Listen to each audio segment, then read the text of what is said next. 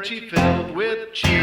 Woo! He's the one who loves it all, a Husker through and through. Slacker Dave loves Nebraska. Slacker Dave loves Nebraska. Slacker Dave loves Nebraska. And now, Slacker Dave. Hey everybody, welcome to the Slacker Dave Loves Nebraska podcast. Hi, I am Dave. I am your host for today. Thank you for everybody who's been liking and subscribing and following and doing all those things up, thumbs up. Well, I don't think I've ever said rate and review. I don't know if that's a thing, but I've heard people say rate and review. So maybe I'll do that. But happy to be here today. Happy to be here every week, unless I miss a week. You know, it happens. It happens. But I am joined today. We're at Duffy's Tavern in the beer garden. I am joined today with Jeremy Fifield. I love Jeremy Fifield, great Nebraskan. Thanks, Jeremy. I just gotta say, I don't even know how to describe you. It's just a friend to the music world. I don't know. That's kind of tough. There's probably several ways you could. I don't have something cool like Matt. Matt Steinhausen's got 2 books, and Miles Jesnowski plays in a whole bunch of bands. Like I don't have a specific. I probably do. Maybe I'm like kind of downplaying myself here, but I think I support a lot of things. I don't really describe myself as a fan. That seems like fan to me seems kind of shallow, surface level. Friend of the music Friend, community. supporter. Yeah, that's what I'm more or less saying. Yeah. I think that's pretty. You good. do come down, record some bands, bring your suitcase with you, and set up like and record the band live at the bar. You are one of the most incredible singers with Shithook on the Thursdays. Now those guys have tolerated me for probably way too long at this point. Those guys, they're a lot of fun. I've probably been singing with them off and on for 14 years now. So I kind of met you, and then really when I met Amanda, then I really got to know you. Yeah. And I just want to say, Jeremy, you're a great guy. Oh, by the way, if you're listening, it doesn't matter. But if you're watching, you might not know Jeremy, blind. Yep. Not born blind, right? Or what? I was born blind. Yeah. Born blind. I got my fancy folding cane with me today. Oh, is that the? That's the fancy folding one. Going out on the town. That's going out to places where I might want to dance, and I don't consider myself really a dancer at all, but I just kind of follow whatever the drummer does. Well, that's everybody should follow what the drummer does. Yes. Just in life. Right? Yeah, exactly. So I've got my folding cane today. I don't have to bring a folding cane, but I've kind of wanted one for a while, just because it's just easier to. It's not the kind of cane you want to walk like really long distances with, but it's if I'm coming down here, I can just set it on the table and it's unfold like your James it when Bond cane. Yeah. I can unfold it when I actually have to get up and go do something. So. And but yes, perfect pitch. Yeah, fortunately or unfortunately, however you want to look at that. Perfect pitch is kind of one of those weird. Maybe you wouldn't call it weird. I guess I think of it as weird, but maybe it's just because I have it. But it's essentially the ability to identify notes, like, for instance, the air conditioner that's kind of off to my right, knowing that it's B flat is the note that it makes. A lot of them are the same. A lot of them are B flat. A lot of them are B flat. A lot of motors. Yeah, a lot of motors are. Whoa. Train horns have, and they actually do have. They actually are kind of tuned to different chords. I saw an article in a train magazine once about that. When I just kind of Googled that one day, out of curiosity. But yeah, perfect pitch. It's basically the ability to identify a particular note without a reference. Oh, see, somebody's phone just went off. That's Well, that happened. No, that was. Don't be sorry, because that's a good example too. That was That was a C. C? Oh, man. So It's kind of like a xylophone. Is it just one of those things you walk down the street and you just listen in notes? I don't always. I'm not like always listening for notes and things, but I can. I mean, it's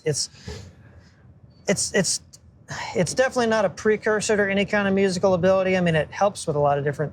It can help with. I mean, and it is pretty rare. It's probably like 1 in 10,000 people that have it, from what I've read. There's certain populations where the prevalence is higher. I'll get this out of the way. People think that blind people are just automatically good at music. I can assure you that we're not. Blind people are like any other part of the population. Some of them are good at it, some of them aren't. Some of them are kind of in between. But what I have found from reading different studies is that people born blind or blind very early on in life, there is a higher prevalence of perfect pitch. In that population, there's a higher prevalence of perfect pitch in people with Williams syndrome, people with autism, people that speak tone languages like Chinese and Vietnamese. I think even Japanese. Japanese isn't a tone language, but I've heard it called a pitch accent language. So it's any language like that. It's because in those languages, like the way you say a word, like the same word can have 3 or 4 different meanings. So there's a higher prevalence of perfect pitch in a few different populations. It's not an automatic thing, but there is a higher prevalence. So. Well, I'm just gonna say, it makes your when you sing those Beach Boys songs and those early Beatles songs, it's just you nail those things, man. Oh, thanks. Sometimes I go back and listen to recordings of myself. Never listen to yourself, Jeremy. Yeah. I remember the first time I ever did. Well, I don't remember. I shouldn't say I remember the first time, but I remember the reaction I had, which was very off-putting. I think most people don't like the sound of their own voice. Like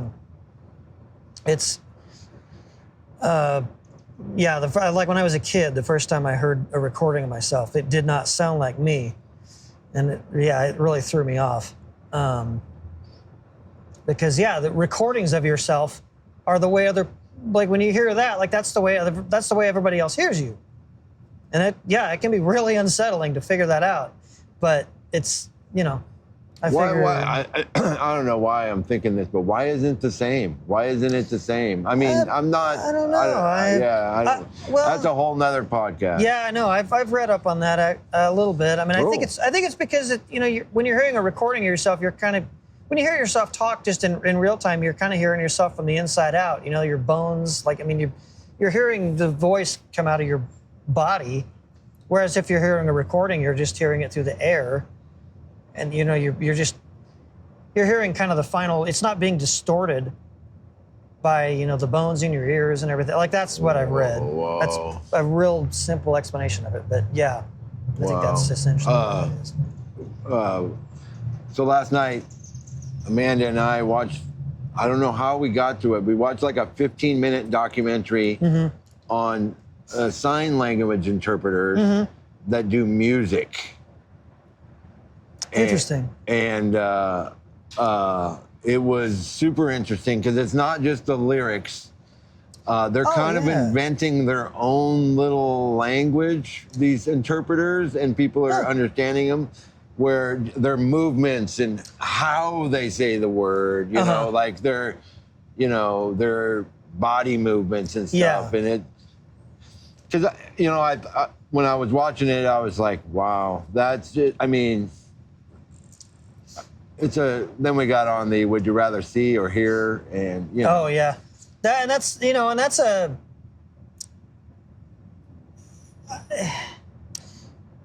I can't even really comment on that because. Oh, I know, Jeremy. I just was bringing up. It's. Oh yeah, totally. I'm not. I mean, I just. Right. Yeah. It's. I mean, obviously, like. We're all biased in a way because we don't deal with the other thing. We the alternatives we use are totally different. I totally understand. But yeah, it's all different ways of experiencing the world, I guess. Really, is what You it comes grew down up in to. Alliance, Nebraska. Alliance, Nebraska. Clear out in the Panhandle. What's the most famous thing in Alliance? Car hinge. Car hinge. And followed by the railroad, I suppose. Well, those are. Yeah. So, growing up in a town of Alliance, how many people? 8,000 or 9,000. 8,000 or 9,000, because it's a bigger 10. city. Yeah, it's in the Panhandle, right? Yeah, it's a bigger small town. It's not bigger like Scotts Bluff is quite a bit bigger for the Panhandle, but yeah, Alliance is it's bigger than a lot of places. That might have 2,000 or 3,000. So it's a decent size. And so, growing up as a blind gentleman in Alliance, Nebraska, what was? I mean, I guess it's just whatever you experience is your experience, right? Yeah, there were a couple blind people in Alliance. There was a guy. Chad Bell. I remember when I was like 4 or 5, and so Chad's like 6 foot something tall, so he has he's got a taller cane than I have. Like my cane is like 65 inches long. Yep. Somebody that's, because you want a longer cane to be able to get, because if you're taking bigger steps, obstacles. And I remember as like a 5-year-old, and I couldn't reach in my hand up. And, I couldn't reach. I just thought it just like blew my mind that somebody had a cane that was like way taller than I was, and that I couldn't even reach to the top of it. As a 4-year-old, 5-year-old at the time. That was, but yeah, it's. So you had somebody when you grew up that you could talk to about this. Yeah, I mean, and I had, luckily, I had good teachers. I had a good teacher of blind students, Penny Hoover, and a Brailleist, Sandy Cruz, and also another Brailleist, Kim Leeper, through part of grade school. Penny was with me all through high school. She kind of taught me cane travel and just just various things. The technology. She's the one that first taught me Braille when I was 3 or 4. A lot of blind students growing up don't get an adequate education. So I was pretty fortunate in that regard, and and also just being in mainstream regular public school was good.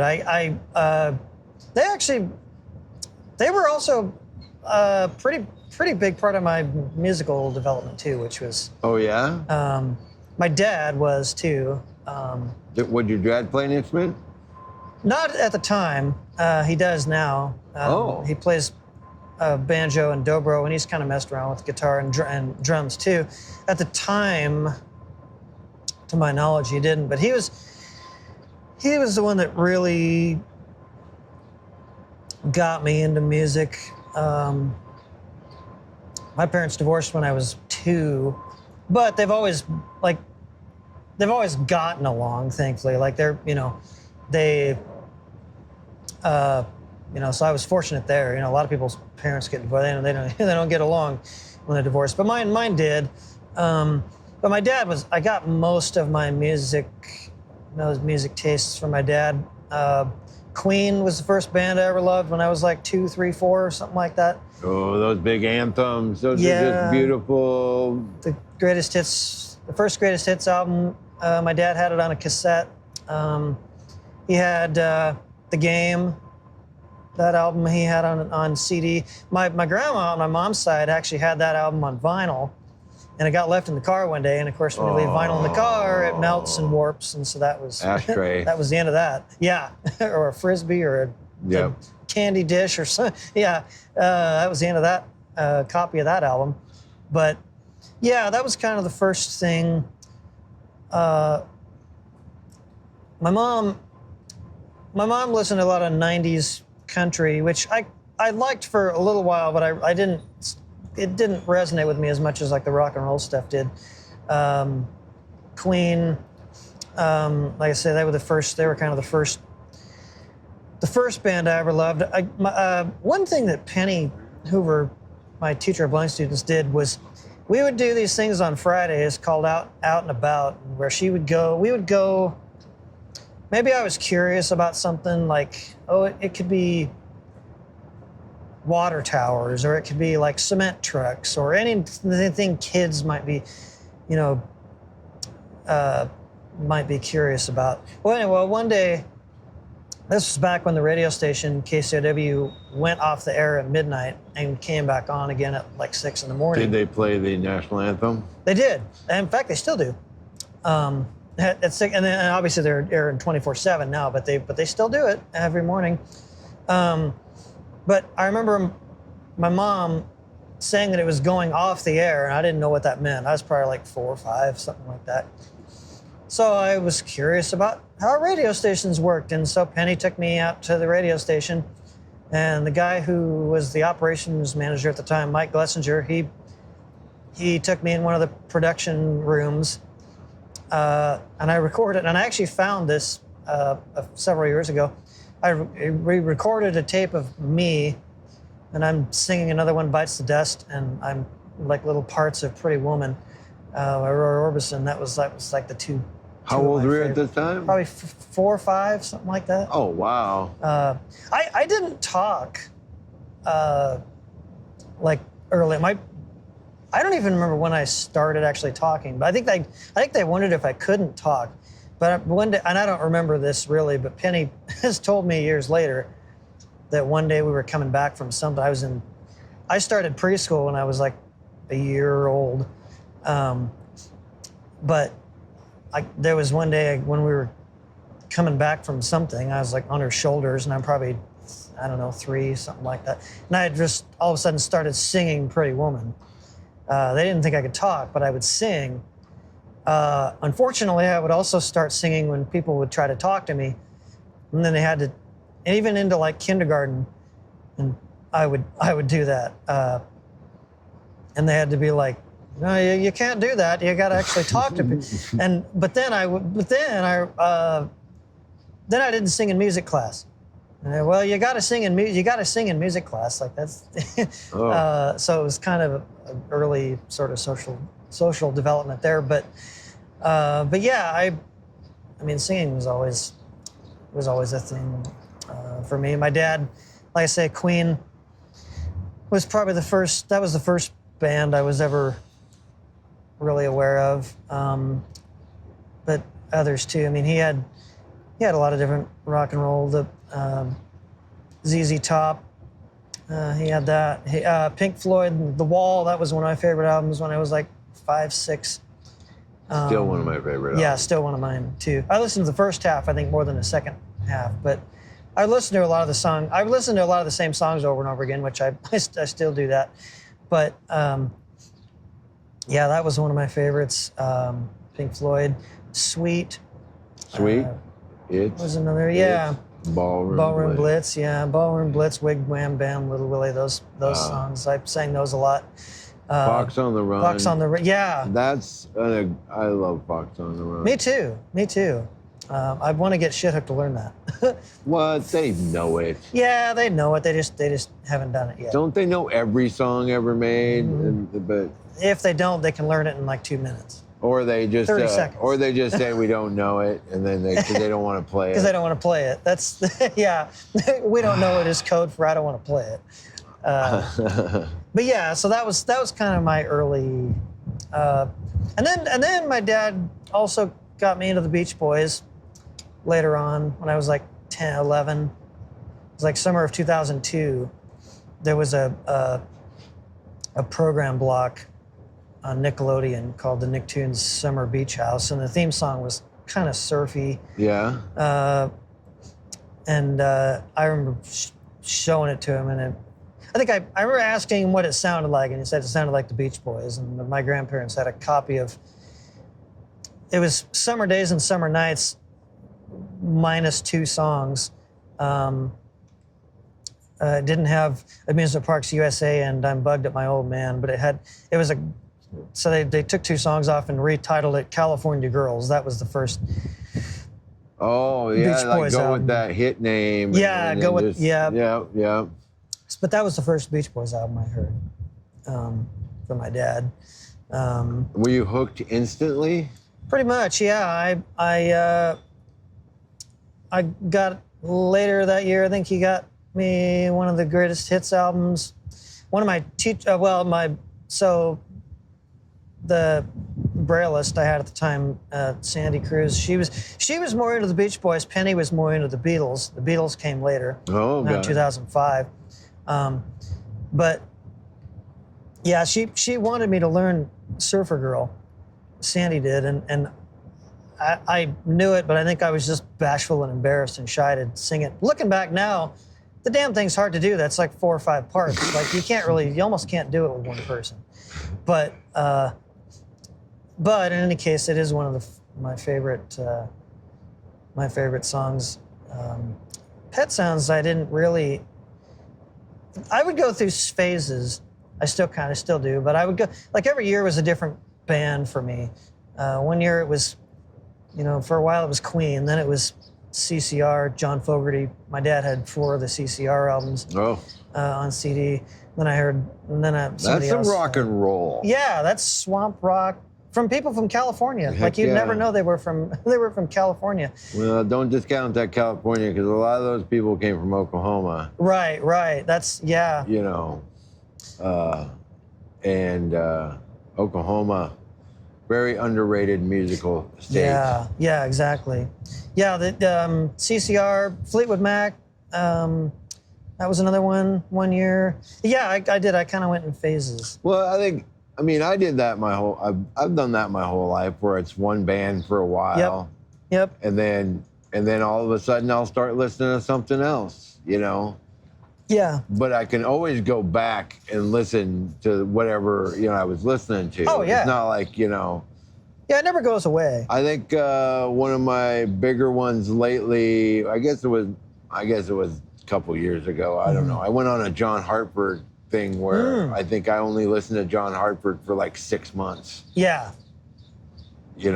And just, deep dive. Oh, yeah. And that's the way it goes. Like, a lot of these things kind of came around and connected all together, years later. Like I had to kind of rediscover some, like the Beach Boys I rediscovered later after I'd found, John Lennon, I got exposed to John Lennon and Black Sabbath on the same day. Oh, wow. That was a fun. You might have to see a doctor if you do that, Yeah, War Pigs and Imagine. That was the same day for me. I was going to the eye doctor. The running joke, my I don't know if it was my mom or somebody. The running joke when I went to the eye doctor was they're checking to see if I'm still blind. Oh, yeah. But there had to be reasons that I probably should still go to an eye doctor, but because I do have light perception. Like I can tell when lights are on or off, or like the general direction and intensity of light, but no shapes or shadows or colors. Well, anyway, like once a year I'd go, and I'd just go look in there and make sure everything was okay. And I think I was going to that when my dad showed me those things. Showed me that's a strong day right there. Yeah. My mom was always supportive and still is. Well, all of them, they still are. She would buy, like Christmas, she would buy instruments or, one year she bought me an auto harp one year. She bought me a drum kit one year. She was always, like, I got more of my music tastes from my dad, but my mom was always supportive. And my stepdad, they were. That's pretty cool. What was the first instrument you learned? It would have been drums. My stepbrother was, when he was in band, he had a drum kit, and I kind of it's funny, I'm right-handed, but he's left-handed, so I learned on a left-handed kit, and having to kind of wire my brain years later. I think that's still why I kind of have trouble with drums sometimes, because I'm trying to, like, my brain, eventually I had to totally learn the kit the other way. So I learned on a left-handed kit, and I would just play along to Fleetwood Mac. You know, I'd play along to Go Your Own Way and Dreams, and I played along to, like, Wouldn't It Be Nice and Surfer Girl and things like that.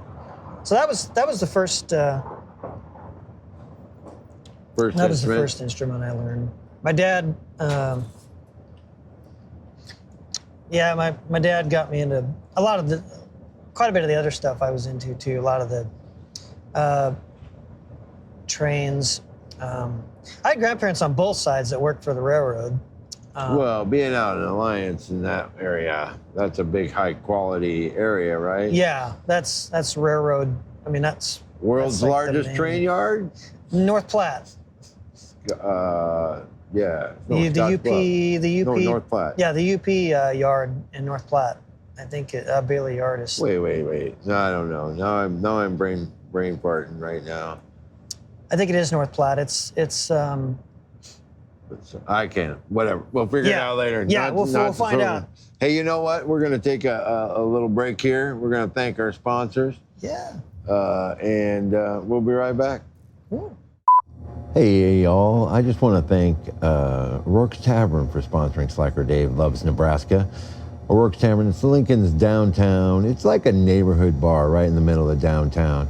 We're at 1329 O Street, and O'Rourke's I've always described as kind of like the backstage to the Lincoln musical community. They do fun things all year round. They got specials every day. They got 2 pool tables. They do dance parties. They got a chili cook-off every year. So you just want a nice, relaxing time, come on down, see Jordy and the whole family down here at O'Rourke's. Thank you. Hey, want to give a big thank you to Rick Peters for sponsoring the Slacker Dave Loves Nebraska podcast. Rick is an independent insurance agent. AMS Insurance Center. The phone number is 402-476-3599. He's a great guy, great personal service. Amanda and I have been customers of his for years. You're just a real good guy. You want to come see him. But the most important thing about Rick is he is a host of not one, but 2 shows on KZUM 89.3 FM.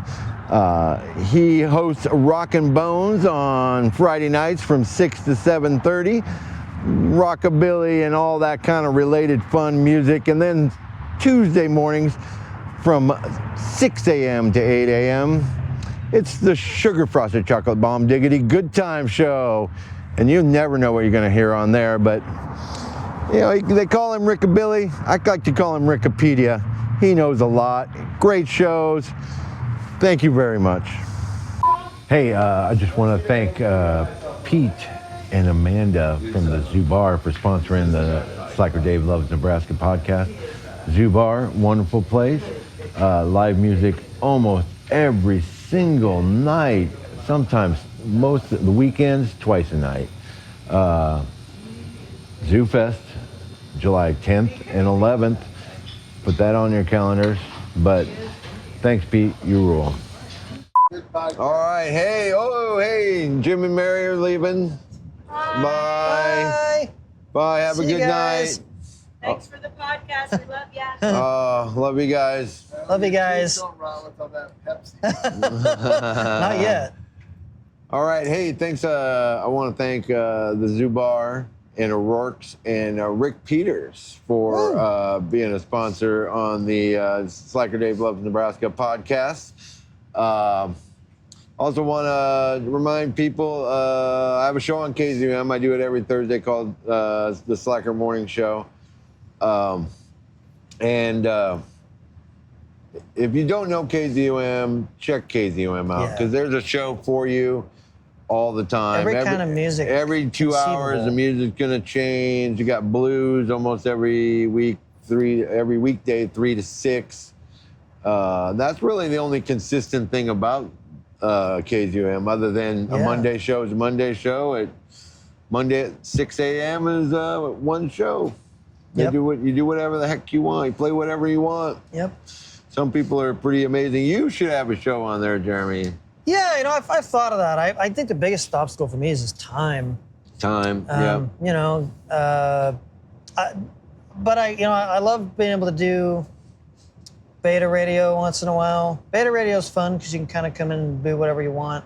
I mean, and it's also for new programmers to kind of get their toes in the water. Test out. Yeah, if you want to test out a show. Test something. out a show, an idea for a show. Yeah. But yeah, I love doing that. I've been on Hardy's show, Strawberry Fields, Hardy Home, on Tuesday afternoons. He's kind of, his time slot has shifted a little over the years. The first time I was ever on there was on Thursday night, and then the next year it was on Wednesday night, and now it's Tuesday. But yeah, his show is fun to do. Amazing show. Hardy always does amazing show. For those of you who don't know, Hardy also a blind gentleman. Yep. In Lincoln, who sings with Shithook a lot. Oh, by the way, of course you can't see Jeremy, but I'm wearing a Shithook T-shirt right now. Cool. I should have worn my shit. I thought about that actually. I'm wearing this one is when they were still at Duffy's. Yeah. I did a poster. For a minute, I went on a little a binge where I was making all these posters for bands. I was screen printing them and spray painting all this stuff. And this is one I did for those guys. Oh, It was yeah. the King of Clubs. But I made these posters and I only made one shirt. I just made myself a shirt. Well, and you were kind of the one that started that whole thing. Yeah, I get blamed for that. They still, I don't know. Sometimes I think they still hate me for it, you know. I need to have Shithook on the podcast. Oh, yeah. That's an amazing band with amazing history. Well, you could have about a whole season. I don't know if Dave Boy is gonna go and do his national park trip this year. That's a cool gig. He plays acoustic guitar at national parks. Yeah, I went down and saw at the Zoo Bar his acoustic stuff, and even when you're like sitting inside a place, like you can just tell like the way he wrote that stuff. You can totally tell that he. You feel like you're sitting out by a stream somewhere, like. Just the way he wrote it. Oh man, I've seen some pictures of some of the locations they have him play at. Oh man. Oh my God, just a beautiful scenery and stuff like that. It comes through in the music, definitely. But yeah. So what was I gonna mention? So your love of Brian Wilson. Yeah. That is, you've met him. I did. Hardy and I both did, actually. It was 2011, July 31st. It was right after the first. A lot of them. I've realized over the years, a lot of the best things happen in July. That year in particular, I saw the ocean for the first time that year. I was in Florida on the 4th.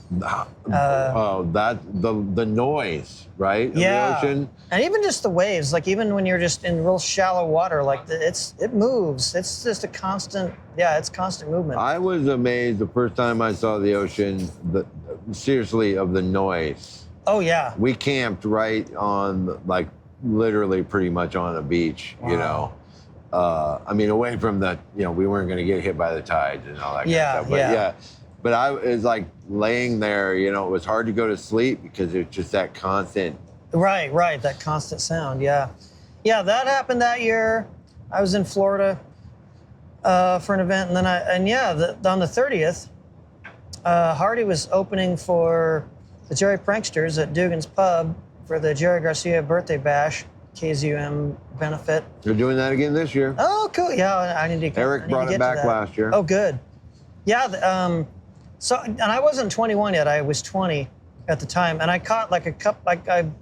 His set. I caught all of his set, and then I caught a little bit of the Jerry Pranksters, and then went back to the apartment I was in at the time. And then the next day, we and a couple other friends, we went to the Surf Ballroom in Clear Lake, Iowa. Whoa, historic. Yeah. We didn't make it to the Buddy Holly crash site, but when we were there, but we did go to the surf ball. The day before, I don't know, I had this weird idea in my head that maybe, what if we met Brian Wilson? And I remember going to Recycled Sounds record store when that was down on 9th and O by Knickerbockers, and buying a couple things just on the off, and of course I took them with me. We left at like 9 or 10 in the morning. I remember stopping somewhere along the way to get a drink or something, and the vending machine was broke, and Hardy kind of tried to, because he had a vending business at the time, and he was like trying to work on, maybe try to fix it.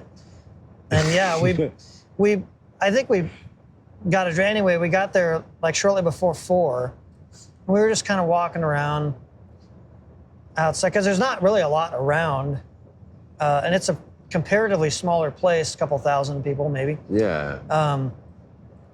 And we saw that there was a bus, and so we went over to the bus, and the next thing I hear is, oh, Brian's signing autographs, and I'm like going, oh my God, like, and I was nervous, and I think looking back, I was more nervous for his sake. Brian Wilson was. Oh yeah, he had issues, and Yeah, he had a lot of mental health struggles over the years. I wouldn't say issues is the correct word. No, but struggles, mental health problems over the years, and I think people called him a genius or whatever. I don't know that he thought of himself as that. I think he just worked hard for what he did, and he just knew how to do harmonies, and wasn't. Probably not much of a people person. And remember, we got up to the bus, and whoever the security person was there, he was kind of one at a time, and he gets to me and says, "What's your name?" And I said, "Jeremy." He said, "Brian, this is Jeremy." Shake his hand. And it kind of threw me off, because I thought, well, he's kind of talking to Brian like he's a kid or something. Like, what's going on here? And probably they were just, probably he was just trying to keep him, moving comfortable, along. happy, I don't know. But anyway, before we left, obviously I told him it was nice to meet him. And before we left, I told him I liked his Gershwin album. He had just put out an album the year before of George Gershwin covers, and that was one of his. Rhapsody in Blue was like the first thing he ever heard. And a lot of Beach Boys fans wouldn't necessarily think of those things, but if you don't kind of dig deep, if you dug deep, that's not surprising, because that was one of his influences. I can like hear it kind of. Oh yeah, you can totally hear it in the harmonies. And so yeah, I told him, and I didn't get a record signed. I actually got an after-show pass signed, and I have that in the tickets framed. Hardy, I don't remember this, but Hardy, I do remember Hardy. Did you get a picture? We didn't get a picture with him, with Brian, no. Hardy actually said I do remember him introducing himself, but he actually said he stepped up on the bus and put his hand on Brian's shoulder and told him that his music made his life better. I don't remember that, but I was also really nervous out of my mind at the time. I think just because those are always kind of a fine line, because at the end of the day, these people are people too. Yeah. And they deserve to be treated as such, I think. No matter what they've contributed, in some ways, their pain that they've dealt with has been what made the art. And I think it's acknowledging that is a good thing. But yeah, it was a fun show. A lot of Beach Boys songs and Gershwin songs. It really was one of the best shows. But yeah, that and local music and seeing the ocean, all that happened in July of that year. Wow. Paul McCartney, you've met? Yeah, that was also in July 2014, July 14th. when he played in Lincoln. Kind of started at the Zoo Bar, actually. Most of the best things that have happened to me in the last 14 years I owe to the Zoo Bar and Duffy's, and really just downtown. But Shithook, for instance. But yeah, Zoo Bar is part of what has made me realize how small Lincoln really is. And Hardy and I got tickets to that show he got the tickets. I had a class that day. So he got the tickets since I couldn't make it to the box office when they went on sale. But he was going to try, he thought there was going to be a press conference. And so he was going to try to get a press pass. Oh, yeah. To KZUM. And I was a student, I was a broadcasting major at the time. And I thought about trying to do something through the college, but I'm like, well, I'm a nobody. Who am I? Who the hell am I? So I sent the information to him, the person that did promotions for the arena, and that person actually got back to him and told him they liked his show. But there wasn't going to be a press conference. Meanwhile, at the same time, I was just kind of making conversation in there one day with a guy, kind of a semi-regular, Zoo Bar regular, Larry Bond. And I had seen Larry. I like Larry. Yeah, he's a real great guy. I had seen him coming back. We were both at ZZ Top earlier that year in March when they played at Pershing. It was the last show. I caught 2 shows at Pershing, Three Dog Night and ZZ Top, and that was ZZ Top. We walked back to the Zoo Bar after that show. Well, Three Dog Night never wrote their own song, ever? They ever write a song? I don't know. I don't know if they've ever wrote their own songs. Yeah, that I don't know. I haven't done as much of a deep dive with them, but I knew they. But man, those guys could sing. Oh yeah, the harmonies in that were really. There are bands like that I hadn't done a deep dive in, but I knew they were important, so I knew that I should see them. Three Dog Night was one of those. And yeah, so I knew Larry from that and just from Zoo Bar. Well, anyway, so I was just kind of talking to him one day about this whole idea that Hardy and I had for getting a press pass. And then he proceeds to tell me he's the mayor's brother-in-law and he's going to see what he can do. And I thought, well, that won't go anywhere. That's a nice idea, but that'll never go anywhere. Well, then. Yeah, I thought Suits was going first. A couple months later at Zoo Fest, when I had, I knew there wasn't going to be a press conference, so I thought, well, I'll still be at the show and it's going to be the best show of my life. Yeah. Well, I ended up introducing Little Ed and the Blues Imperials, and then shortly after that, I saw Larry. I think I was coming out of the bar, and I mentioned the McCartney show, because literally the McCartney show was 2 days after the second night at Zoo Fest. And he says he'll talk to Chris. A couple hours later, I'm sitting there during Kelly Hunt's set. A guy comes up, he says, "You're Jeremy, right?" And I said, "Yeah." And he said, "Chris Beitler." I said, "Oh, Mayor Beitler, it's nice to meet you." So we kind of got talking about music, and he was at Zoo Fest? Yeah, he was at Zoo Fest, and he was there the next year too. Which I really like. I like when local politicians, and really that's the way it should be. They should be accessible to everybody. I think, and I like when they come to things like that, and you hope that they do it because they really want to be there. And I think, and he definitely did. He was real nice, and. There's a stories about Bob Carey used to come into Duffy's to see Hank. Oh, yeah. Did you ever get to meet Hank? I don't think I did, but I've heard stories about Hank. Yeah, they're all true. Okay. And yeah, because Hank was here forever, but Bob Carey would pop in to see Hank. Yeah, I love that. I mean, that's like I said, that's the way it should be. All right, so.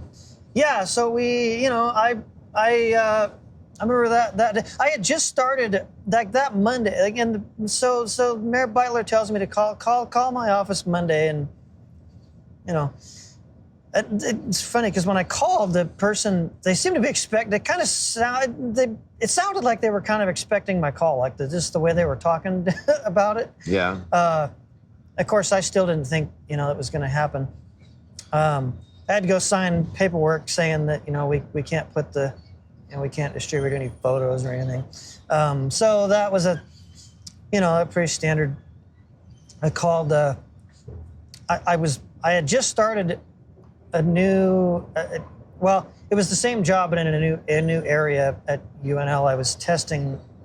I was doing stuff with websites for UNL, kind of testing out, making sure they worked with the keyboard, making sure blind people could use them specifically. But I also kind of taught myself web design in high school, so I kind of thought I could go a little bit beyond just what I was asked to do in that way. But I had just started at a new part, By the way, like a new department. By the way, you know what Hardy would say? What's that? Goddamn, I can't do my Hardy voice right now. It's a goddamn cyborg. Oh yeah. He always calls you a cyborg. Yeah, yeah.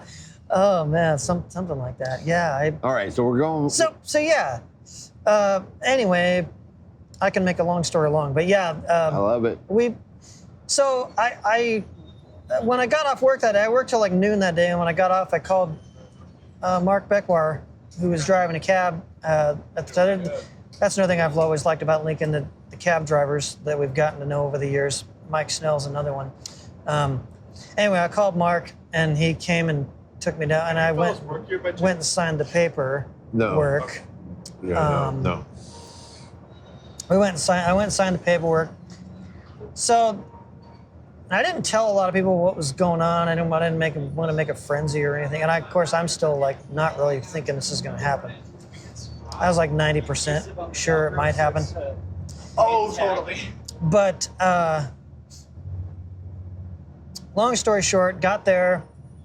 I found another friend on the way into the show, and my phone was about dead. Oh, Jeremy. I had to, and I didn't have a smartphone yet then. It took me a long time to finally cave in and get an iPhone. But anyway, I had to go. I had the seat numbers written down on a piece of paper, and I had called.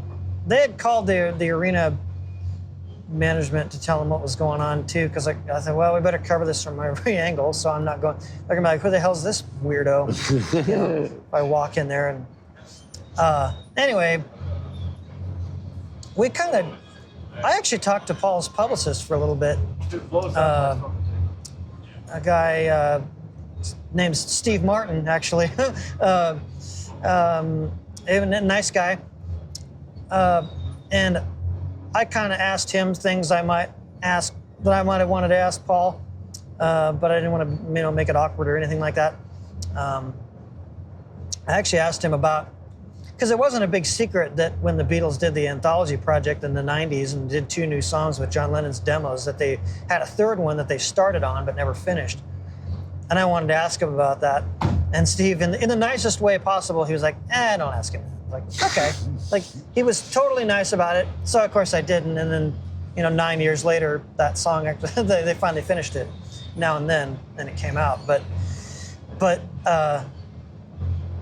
yeah, and I remember standing there with Mayor Beitler and Judy, his wife Judy, Larry's sister, and I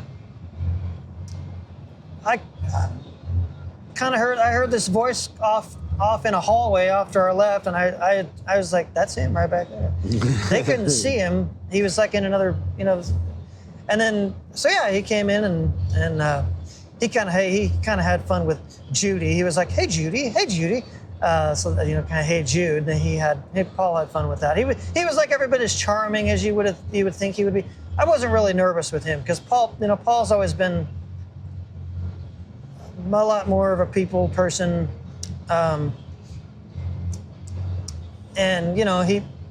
he was real nice, and I told him that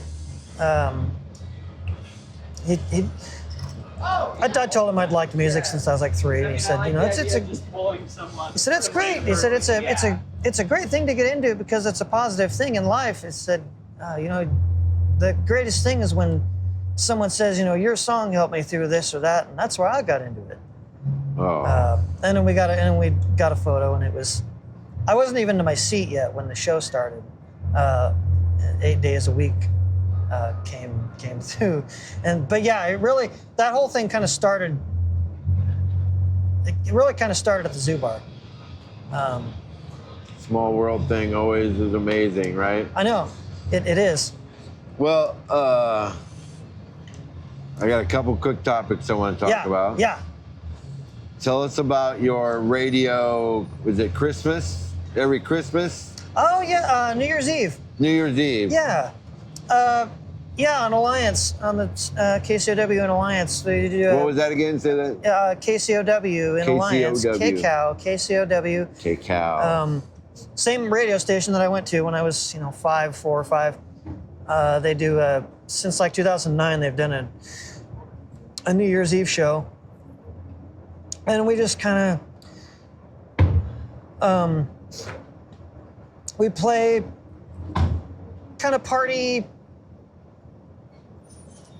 music, kind of things you could dance to, like Celebration by Kool and the Gang. We've started the show off with that a few times.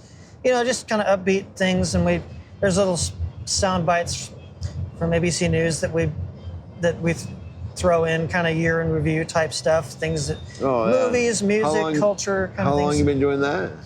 They started in 2009. I missed the first year, but I've been on every year since. There was 1 year I wasn't in person, 2022. I had a wedding. So I actually spent New Year's in Lincoln that year for the first time, which was kind of mixed emotions because it was fun to be in Lincoln. I actually saw the Jerry Pranksters that night, and that was the last time I saw them. But also it was kind of sad to not be on the radio show in person. But we called in. How'd you hook up with that? How'd you get going on that thing out there? Because what's his name? Crone. Kalen Crowe. Crowe. Yeah, And then what's the other guy's name? Jason Wentworth is the program director. What do they? He has a nickname, right? Wenty. Wenty. Wenty and Kalen is either K-Man or Crowheim. He's got a few nicknames. There were a couple other times. I mentioned earlier that tape that I have at the radio station from when I was like 5. Yeah. A few years later, I did another. There were a couple other times in grade school that I went to the radio station again. And the last time, I kind of remember meeting Jason that day. But then, like several years later, right after I graduated high school, we did. I don't know. I was on the speech team in high school, and the guy that drove the bus, Kevin Horn, he was the news director at the time at the station, and so I always did speeches every year that were on things that I really kind of geeked out over. One year was John Lennon. One year I did a speech on Lucy, the human ancestor from Africa. That was named after a Beatles song. That wasn't why I did the speech. It was just because of my interest in science. But, and then I did a speech on George Carlin, and I did a speech on blindness my senior year. That was an entertainment speech. I actually ended up going to state that year and awesome. won entertainment speaking in state that year, which was you won. Yeah, I did. It was a lot of fun. It was. And regardless, the speech was just fun. It was fun to just talk for 8 minutes on some whatever topic it was. Double G, Greg Mueller comes on the show, was a guest on a couple podcasts back. He's a speech coach. Yeah, he's a speech. Yeah, I forgot. I forgot he was a speech coach. That's really one of those small world things. But yeah, so Kevin Horn, news director for KCOW, drove the bus, and so he introduced me again to Jason Wentworth, and we did a 2 or 3 hour show on the Beatles. and Bob Dylan and the Beach Boys. And then kind of the rest is history. We typically every year we do a big Thanksgiving, like a day before Thanksgiving show. A lot of these bands will put out like box sets later in the year, capitalize on the holidays. Yeah. So we've done that's been most of our Thanksgiving specials. And then the New Year's Eve show, every year we've done. And then they also do internet radio shows. You wouldn't call them podcasts because they're actual scripted shows. I've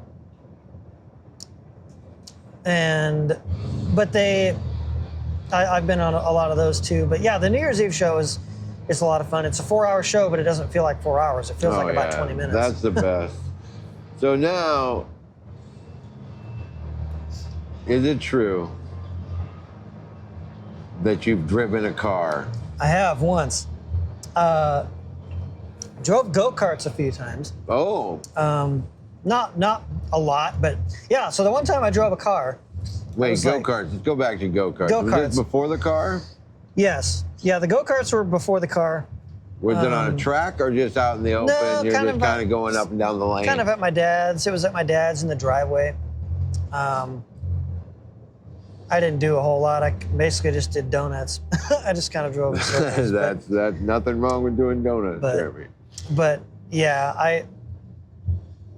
I drove a car when I was like 13. My stepdad and I went out on these country roads, and he just kind of would count down like when I needed to stop and when we needed. So we were gone for several hours. My mom was wondering where we were at, and so this is where it gets interesting. We were getting close to the highway, so we better switch. So we pull over, and we switch places, and we take off. And then we had to stop and wait for a train. And then he sees a cop behind us. And the cop got out of the car and kind of walked around a little bit. Then he got back in, and then when the train was gone, we left. And the cop kind of followed us for a bit and then turned off. Wait, are you driving or? No, by this time I wasn't driving. Okay. We had switched. I was getting really nervous for you. But we were like, this is going to go one of two ways. This could go one of two ways if we get stopped. The cop is either going to laugh. The cop's either going to laugh his ass off, or we're both going to be in deep shit. Because, like, you got a blind 14-year-old driving a car. Too young to have a license. Country roads, gravel roads, like, yeah, county roads. That was probably going to go one of two ways. But yeah, we didn't get stopped. It was fine. We made it home. And just grab the other end. that was the one time I drove a car. Just the one time? You've never driven again? I've kind of been like I've held the wheel.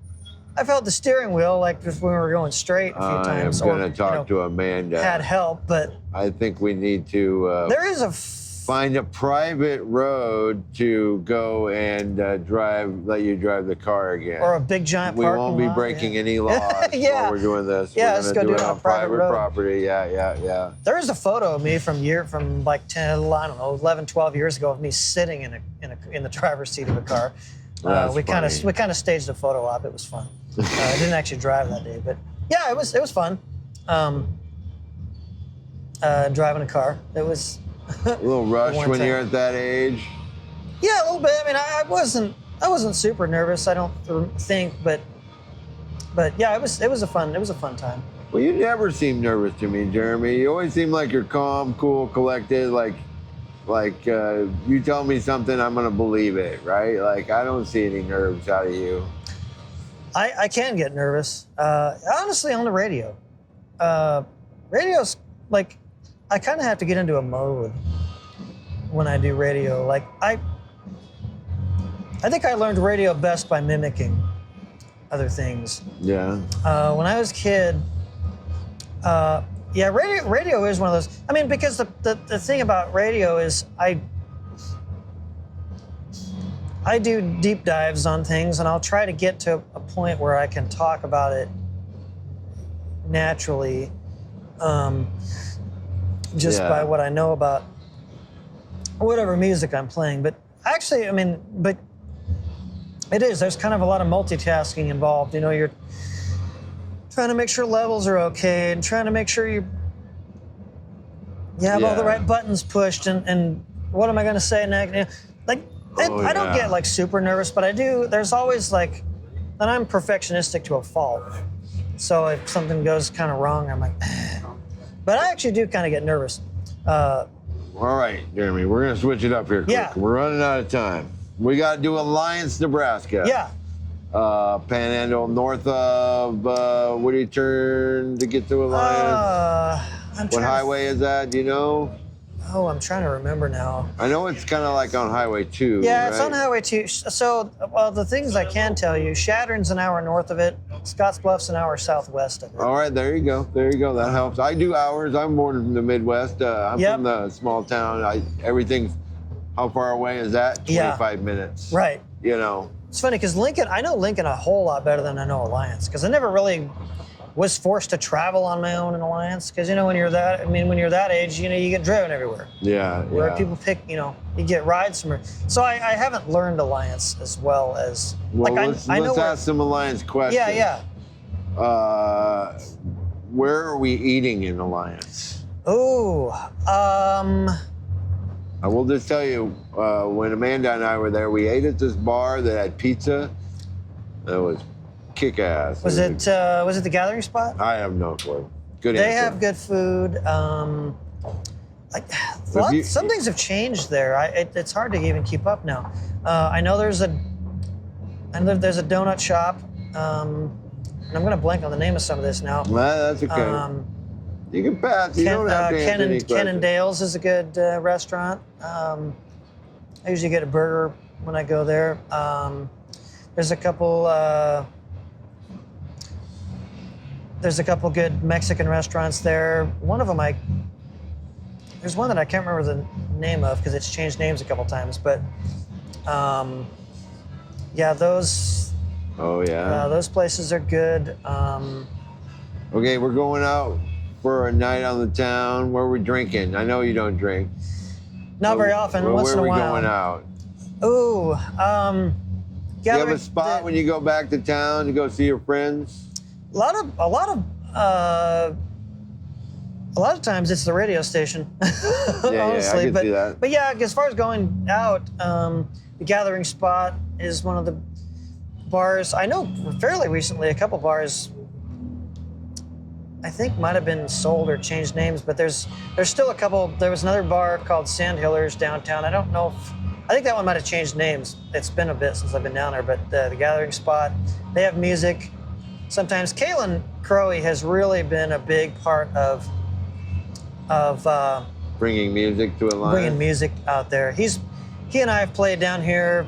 We have kind of an alter ego band called the Riverfront Boys that started out as being part of one of those internet radio shows, and then Amanda Waters heard it and wanted us to play Thursday Afternoon Country Club at the Zoo Bar, which shocked the hell out of us because we had like 4 songs to our name at this point. This is like 2013, and we didn't have any business playing anywhere outside of an internet radio show at that point. We had more songs by the time we actually played, but anyway, yeah, he's been a really big part of bringing music. Another band from there, Sean Townsend Band. They played here a couple months ago. They played the Zoo Bar for the first time. I remember. That was a Friday. I was really excited about that. There's also in Alliance, there's the Performing Arts Center. That's part of the high school. They started building that like right after I graduated high school. Bummer. But they bring a lot of good entertainment in. I actually saw a Beatles tribute band there like 11 years ago. Kaylin and Jason were kind of the MCs for that. So if you're going to Alliance, where are you getting ice cream? Oh, ice cream. I'm trying to remember what there is now. Yeah, good answer. Good answer. Yeah, good answer. I don't even remember what I places gotcha. there are right Freezer? now. Well, actually, The a freezer? couple answers. There used to be, and this has changed ownership a few times. Zest. There was a Zesto. They had good ice cream and burgers. Can't go wrong with Zesto. And my dad has been making homemade ice cream. Oh, there you go. There's the answer. That's really good. Honestly, go to my dad's. My dad.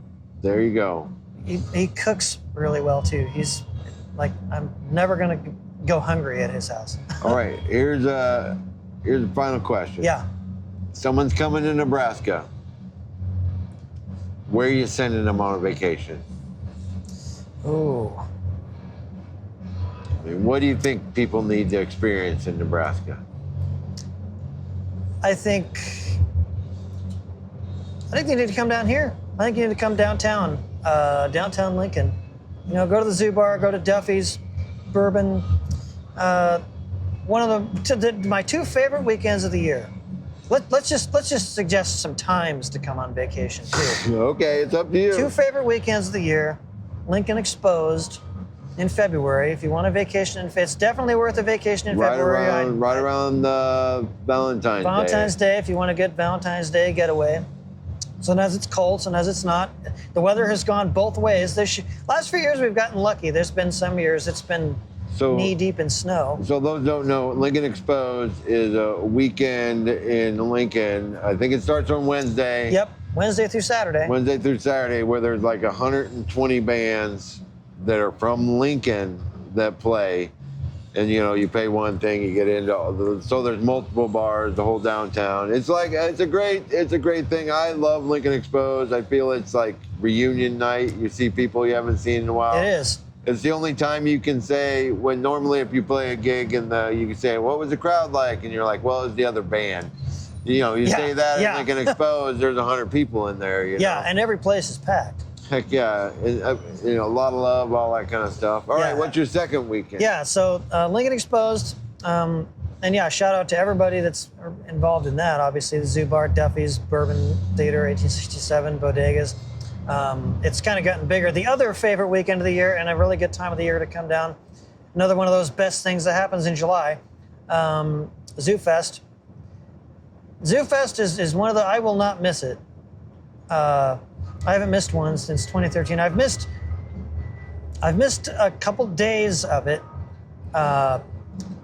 Missed a day of it when I had to go back to visit a grandparent who was dying. Oh. That was a reason to miss that. But No doubt. you got to go do what you need to do, say what you need to say. Family is important. Family things. But I did get the second day. And that was actually the year of the 50th waltz. Oh, that was great. That was a great thing. That was, that was. Josh put a lot of work into that. And that was all those bands, all that coordination. That was a cool thing. One of the best things. And that was, I think that was the last time I ever got to see Benji Kushner, great Benji Kushner play. Jeremy, we don't have time, and I don't want to cry. I don't either. We'd need a whole 10 days for that. But and then the next year was the year they did. There were a couple of years that had things. Every year's had something that stuck out. The next year was when Shithook did karaoke on Thursday, on the 4th. That was the year they did it on the 4th. There were a couple of years. The first Zoo Fest I ever went to in 2013, the 50th or 40th anniversary was the 4th, July 4th, 5th, and 6th. And 3 days. Normally it's 2 days. This year the 10th. 2 days. 2 days, 10th and 11th. Heck yeah. But that's the second thing people should come if they want a vacation. I know people take vacation. People that live here just take vacation. They take a week off work just to go see all the bands. Right on, Jeremy.